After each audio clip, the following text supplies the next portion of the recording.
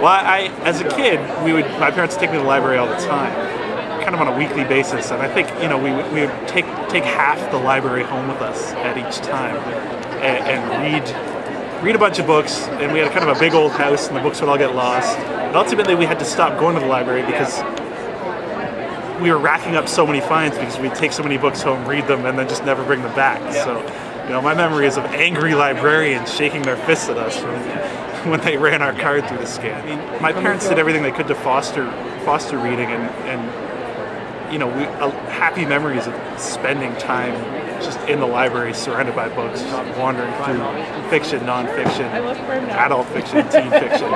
So I think that as a writer, you have to be a reader first, and definitely my love of reading came in large part from trips to the library as a kid. I think that any time that we got a chance to go to a school library or go to a library in school as a kid was a wonderful time too. But I think as I say, I was a reader pretty much my whole life, so getting a chance to slough off math class and go read for a while, be surrounded by books, is certainly a joy for me. And then later, I did some kind of mentoring work in the school library, and have since come back to do libraries and talks in high schools and stuff. And so it's really, I think a library in a high school or in school in general is an oasis of reading and a really valuable resource for kids.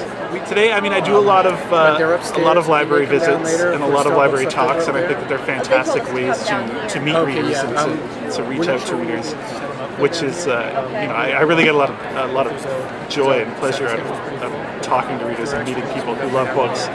So I think that writer or reader, we're all book lovers at heart. So libraries are a good meeting point for that.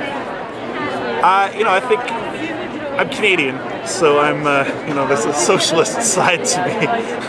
I'm all for libraries, getting as much of the budget as possible. I think that they're valuable to the community, and I'm anti-library budget cut to the extreme.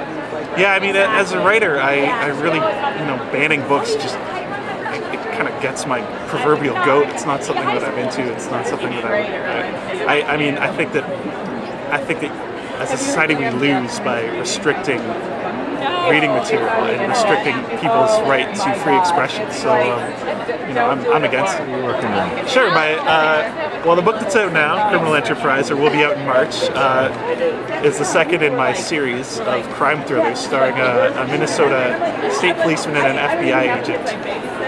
This one's about an accountant who loses his job, and in order to pay the mortgage, he turns to bank robbery, and my cops have to, go and find him.